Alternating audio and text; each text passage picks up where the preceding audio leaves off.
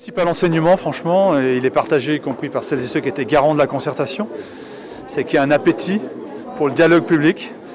Il y a une envie des Chambériens de participer à l'évolution de leur ville, tout particulièrement sur les sujets importants. Il y a une forme de spontanéité et peut-être était-il un peu bridé sur cette question de la démocratie participative par le passé. Et je suis heureux qu'on ait pu leur donner l'occasion de s'exprimer pour une première fois, mais ça ne sera pas la dernière, sur un sujet d'intérêt général. Et les participants à la concertation ont vraiment souligné que le premier critère de choix allait être la question de l'impact financier.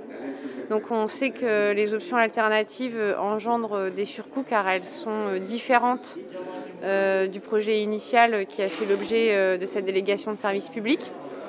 Ensuite, les participants soulignent la nécessaire amélioration de la circulation douce aux abords de cet équipement et également le fait que ça peut être une solution pour réduire le nombre de places de stationnement en surface, sur l'avenue des Ducs, sur le boulevard du Théâtre, et donc d'avoir en même temps une amélioration de la qualité des espaces publics pour plus de sécurisation, notamment pour les piétons et les vélos.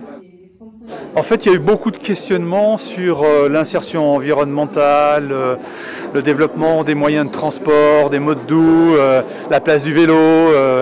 Est-ce que cet équipement permet la jonction entre le centre-ville et le quartier de Mérande ou constitue-t-il une barrière infranchissable? Tout autant de questions qui ont permis au service technique de la ville de Chambéry d'intégrer des travaux qui se feront autour de l'ouvrage, quel que soit le niveau qu'il prendra, pour justement permettre de nouveau les circulations mode doux sur le circuit, sur la place de la Libération.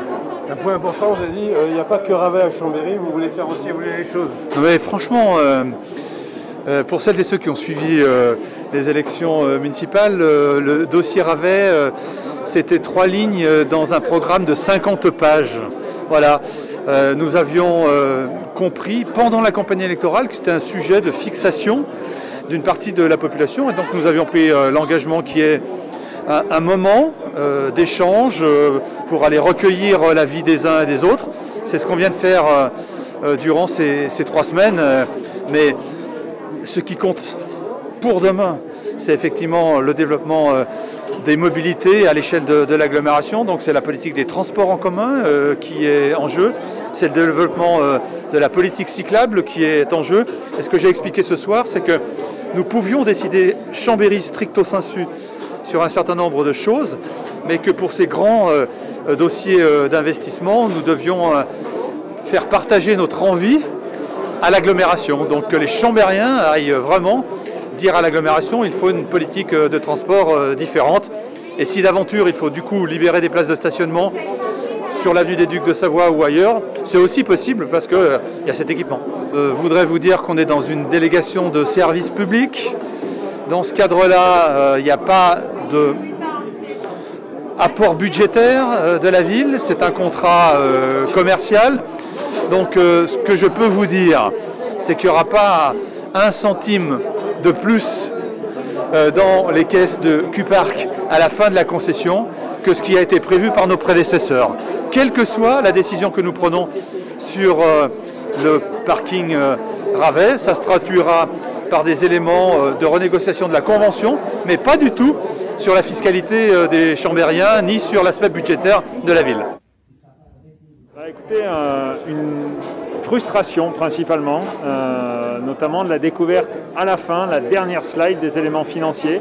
Je trouve que la concertation sur certains points s'est bien déroulée, il y a eu des éléments intéressants, mais on l'a vu dans la salle, au moment de la diffusion de la slide, de la diapositive sur les éléments financiers, c'est vraiment tombé comme ça.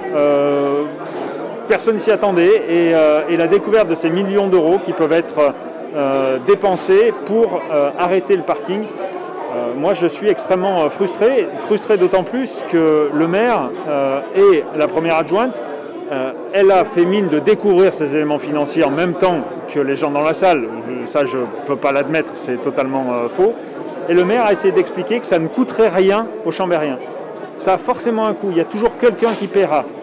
Les Chambériens paieront, peut-être pas directement par l'impôt, peut-être pas directement par l'investissement, mais ils paieront par des non-recettes, par un décalage de la durée du contrat, et ils paieront ces millions d'euros, entre 5 et 9 millions d'euros, ce qui est annoncé.